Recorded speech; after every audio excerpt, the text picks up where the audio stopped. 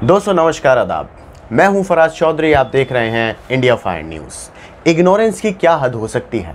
आप किसी चीज़ को कब तक इग्नोर कर सकते हैं, नज़रअंदाज कर सकते हैं, और साथ में किसी भी काम को करने की आप हिम्मत कब तक जुटा सकते हैं?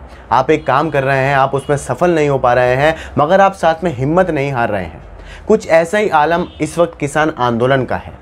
किसान आंदोलन में एक तरफ किसान हैं जो 100 दिन से ज़्यादा हो गए हैं, वो लगातार, उनकी हिम्मत बनी हुई है, उनका भरोसा बना हुआ है, हिम्मत नहीं टूट रही है। सरकार से आंखों में आंख डालकर वो एक ही बात कह रहे हैं कि आप तीनों कृषि कानून वापस ले लीजिए और हमें एमएसपी की गारंटी दे दीजिए। मगर साथ में सरकार भी किस तरीके से किसान आंदोलन को और किसानों की बातों को इग्नोर कर रही है, ये भी देखने को बनता है।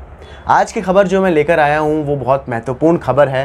सीधा किसान आंदोलन से आई हुई खबर है। जो प्रोटेस्ट साइट हैं जहाँ पर आंदोलन चल रहा है, वहाँ की सीधी खबर है ये कि किसानों ने अब जहाँ पर वो प्रोटेस्ट कर रहे हैं, चाहे गाज़ीपुर प्रोटेस्ट साइट हो, सिंगू प्रोटेस्ट साइट हो या टिकरी बॉर्डर हो, उन्होंने वहाँ पक्के मकान बनाने शुरू कर दिए हैं। जी हाँ, पक्के मकान जिसमें ईंटों का इस्तेमाल होता है, सीमेंट का इस्तेमाल होता है। अब किसानों ने ईंट और सीमेंट वाले पक्के मकान बनाने शुरू कर दिए हैं। जो मकान आपके, जिन तरीके से आपके घर बने हुए हैं, आपके मकान बने हुए हैं, ऐसे ही अब प्रोटेस्ट साइट पर किसान अपने मकान बना रहे हैं। मैं आपको पूरी जानकारी दूंगा, साथ में वीडियो भी दिखाऊंगा जो कि सीधी उसी जगह से आई है जहां पर किसान पक्के घर बना रहे हैं। और सीमेंट के साथ साथ ये भी एक बात देखने की ज़रूरत है कि सीमेंट के साथ साथ मिट्टी का भी इस्तेमाल किया जा रहा है ईंटों को चिपकाने के लिए। वीडियो में देखिएगा। उससे पहले मैं आपको पूरी खबर बता रहा हूँ, ध्यान से सुनिए। कृषि कानूनों के खिलाफ किसान आंदोलन लंबा खिंचता देख किसानों ने अब टिकरी बॉर्डर पर पक्के मकान बनाना शुरू कर दिया है।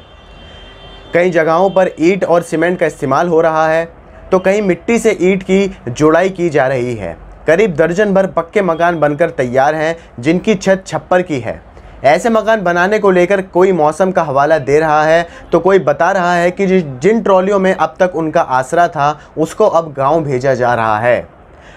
टिकरी बॉर्डर पर साफ देखा जा सकता है कि जगह जगह ईंटें जमाई जा रही हैं। दरवाज़ों के लिए चौखट लग चुकी हैं।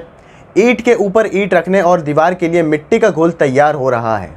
मजदूर भी खुद किसान हैं और मिस्त्री भी इनके बीच का ही है। तो आपने देखा कि किसानों का पक्का मकान बनाने के पीछे का जो इरादा है, पहले तो मौसम का हवाला दिया गया है कि मौसम, अब गर्मी का मौसम आ रहा है तो हालत बहुत ज़्यादा ख़राब हो सकती है। बहुत ज़्यादा हाईवेज़ पर जो है वहाँ बहुत सीधी धूप पड़ती है तो गर्मी बहुत ज़्यादा होती है। इसके बाद किसानों का ये कहना है कि जो ट्रॉलीज़ वहाँ पर थी जिनमें वो अब तक उन्होंने 100 दिन बिताए हैं अपने, अब वो वापस उनके गांव जाएंगी। ट्रॉलीज अब वापस गांव जाएंगी, इसलिए वो पक्के मकान में रहकर इस किसान आंदोलन को आगे बढ़ाएंगे। साथ में सीमेंट का इस्तेमाल तो हो ही रहा है, मगर ईंटों को चिपकाने के लिए मिट्टी का भी इस्तेमाल किया जा रहा है, जो कि एक बहुत पुरानी तकनीक है हमारे देश की। गाँव में खासकर इस तरीके का इस्तेमाल किया जाता था। घर बनाने के लिए मिट्टी का लेप लगाया जाता था दीवारों पर, पूरी दीवारें बनाई जाती थी मिट्टी की। यही तरीका आज किसान आंदोलन में इस्तेमाल किया जा रहा है। आगे सुनिए, किसान क्यों बना रहे हैं पक्के मकान? अब ये सवाल आएगा, जो लोग सुन रहे होंगे इस बात को, उनके जहन में सवाल ज़रूर आएगा कि आखिर भाई क्या ज़रूरत है रोड पर पक्के मकान बनाने की? क्या किसान पागल हो गए हैं? तो इसके पीछे की बात सुनिए। बहादुरगढ़ के पास धरना कर रहे किसान कप्तान बताते हैं कि ऐसे घरों को बनाने की ज़रूरत इसलिए पड़ी क्योंकि गाँव में गेहूँ की कटाई शुरू होने वाली है और वहाँ ट्रैक्टर ट्रॉली की ज़रूरत पड़ेगी। मतलब जो ट्रैक्टर ट्रॉलीज़ में किसान रह रहे थे इस वक्त तक, वो अपनी रात बिता रहे थे, सोना खाना पीना उसमें हो रहा था, अब उन ट्रैक्टर ट्रॉलीज़ की गांव में ज़रूरत पड़ने वाली है क्योंकि गेहूं की कटाई होगी, हार्वेस्टिंग होगी, तो वहां पर उन्हें भरा जाएगा ट्रॉलीज़ में और फिर आगे भेजा जाएगा। इसके बाद अब तक ट्रॉली में रह रहे थे, जब वो गाँव चली जाएंगी तो रहेंगे कहाँ? लिहाजा ये इंतज़ाम कर रहे हैं। कहीं मिट्टी से मकान बन रहे हैं और सीमेंट का घोल ऊपर से लगेगा, तो कहीं ईंटों को सीमेंट से जोड़ा जा रहा है। एक मकान को बनाने का खर्च 20 से 30 हज़ार रुपये बताया जा रहा है। 20 से 30 हज़ार रुपये का खर्च बताया जा रहा है सिर्फ एक मकान को बनाने में। क्या ये खर्च सरकार देगी या ये खर्च भी किसान अपनी जेब से भरेगा? हाँ, आपको ये बात याद रहनी चाहिए कि वही किसान हमारे देश का, जो लगभग 90% हमारे देश का किसान कर्ज में डूबा हुआ है। कहीं ज़मींदार का कर्ज है तो कहीं बैंक का कर्ज है, और वही किसान 20 से 30 हज़ार रुपये मकान बनाने में लगा रहा है। इसके बाद सामान की कीमत देनी पड़ रही है लेकिन मजदूरी नहीं। किसानों के बीच वो भी हैं जो घर बनाने में सक्षम हैं, मिस्त्री जगदीश कहते हैं कि किसान आंदोलन में आए हैं, खेती भी करते हैं और घर बनाना भी जानते हैं। यहाँ जो भी घर बन रहे हैं उसकी कोई कीमत नहीं ले रहे हैं। टिकरी बॉर्डर के करीब ऐसे 1-2 नहीं, करीब 8 से 10 मकान तैयार हो भी चुके हैं। कुछ लोग मकान बनाने में जुटे हैं तो कहीं मकान बनाने में लगाने के लिए ईंटें आकर पड़ी हैं। छप्पर की छत के लिए सामान ये किसान गांव से लेकर आए हैं। तो आप देखिए कि सामान का इंतज़ाम करने वाले भी किसान हैं, उस सामान को लगाना, उस सामान का लगाकर उसे घर बना देना वो भी किसान है, जो मिस्त्री हैं वो भी किसान हैं। तो कुल मिलाकर जो हमारे देश की मीडिया थी या कुछ चंद मुट्ठी भर लोग थे जो कह रहे थे कि किसानों को हमारे देश के कुछ नहीं आता, किसान जाहिल है, किसान इलिटरेट है, इसलिए उसे कानून समझ में नहीं आए। तो शायद ये खबर, ये लाइन आपके लिए बहुत ज़रूरी है, उन सब लोगों के लिए सुननी बहुत ज़रूरी है कि किसान आज देख लीजिए अपनी जेब से एक मकान भी खड़ा कर रहा है, बिना किसी आर्किटेक्ट के, बिना किसी बिल्डर के, बिना किसी मज़दूरों, जो एक्चुअल में मज़दूर होते हैं, किसान खुद ही मजदूरी कर वो मकान खड़े कर रहा है। अब बिना कोई टाइम वेस्ट कीजिए आप वो वीडियो देखिए जो सीधा किसान आंदोलन से आई है, जो कि एनडीटीवी की लाइव रिपोर्टिंग है, ग्राउंड रिपोर्टिंग है, जहां उन्होंने दिखाया है कि आखिर किसान किस तरीके से पक्का मकान बना रहे हैं। बदलाव की उम्मीद में ऊर्जा बरकरार है। ये वो किसान हैं जो यहाँ पर लंबे समय से अपने आंदोलन में थे और जो टेंट है उसमें अब तक इनका आसरा था या ट्रैक्टर ट्रॉली में आसरा था, लेकिन अब पक्के मकान बनने शुरू हो गए हैं। टिकरी बॉर्डर की बात हो या बहादुरगढ़ कोर्ट की तरफ जाने वाला रास्ता हो, वहाँ पे इस तरह से पक्के के मकान जो हैं वो बनने तैयार हो गए। कीमत हज़ारों में आ रही है, लेकिन क्योंकि इन्हें लंबे वक्त तक यहाँ पर आंदोलन में शामिल रहना है, लिहाजा या वो मकान तैयार कर रहे हैं जिसकी बुनियाद जो है वो काफ़ी मजबूत हो। इसके पीछे 2-3 वजहें भी गिनाई जा रही है। पहली वजह मौसम की बताई जा रही है कि मौसम 2-3 दिन पहले आंधी तूफान आया तो कई जो टेंट थे वो गिर पड़े, तो लिहाजा इन्होंने सोचा कि इस तरीके के पक्के मकान बनाए जाएं। दूसरी दलील ये दी जा रही है कि गांव में गेहूं की कटाई है तो ट्रैक्टर ट्रॉली को वहां जाना है। जो ट्रैक्टर ट्रॉली अब तक इनका बसेरा था वो ट्रैक्टर ट्रॉली गांव की तरफ रवाना हो जाएंगे, तो फिर रहना मुश्किल हो जाएगा, ये रहेंगे कहां पर। लिहाजा इस तरीके के मकान जो है वो बनने शुरू हो गए हैं। और मकान के बारे में अगर आपको बताएं तो कीमत कहीं पे 20,000, कहीं पे 25,000, इस तरह की कीमत जो है वो आ रही है।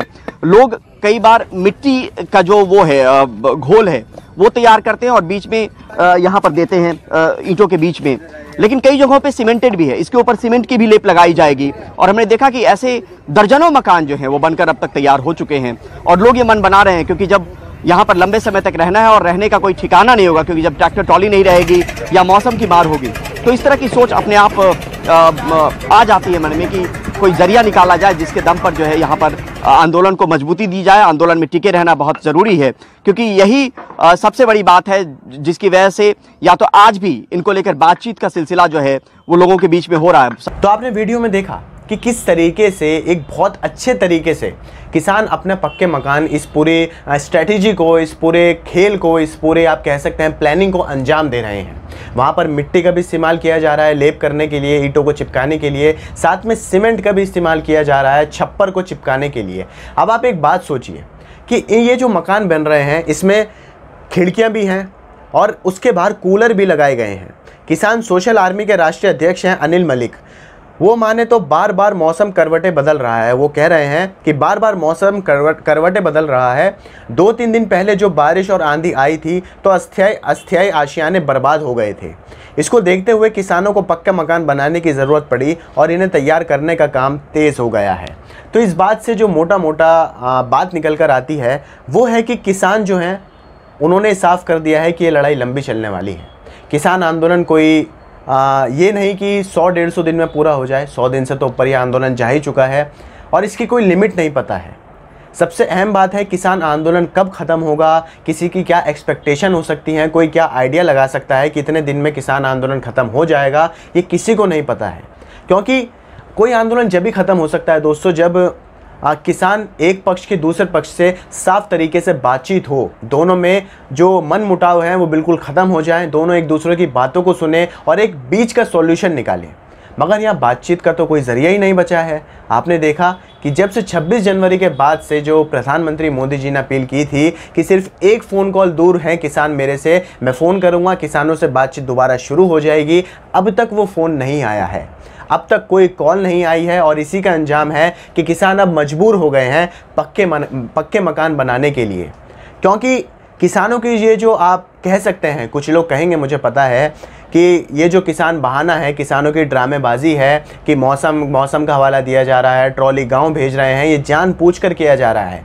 मगर कहीं ना कहीं आपको ये बात समझनी पड़ेगी कि खुले में हाईवे पर जब आप आंदोलन करते हैं, वो भी भरी हुई गर्मी में, तो हालत बहुत ख़राब हो जाती है दोस्तों।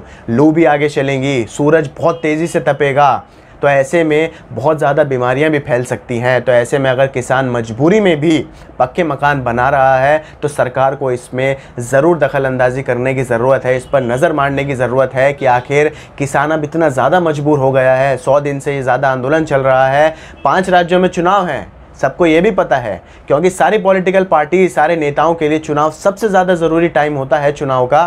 तो ऐसे में चुनाव का टाइम भी निकालना चाहिए राजनीतिक पार्टियों को। मगर साथ में जब आपके देश का एक पक्ष, एक बहुत बड़ा जो पक्ष है, एक बहुत बड़ा जो पार्ट है आपके देश का, वो परेशान है, वो आपसे गुहार लगा रहा है, तो ज़रूर ये आप उनकी बात भी सुनिए।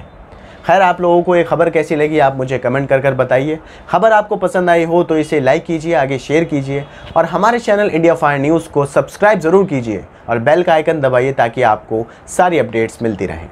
मुझे दीजिए इजाज़त, नमस्कार।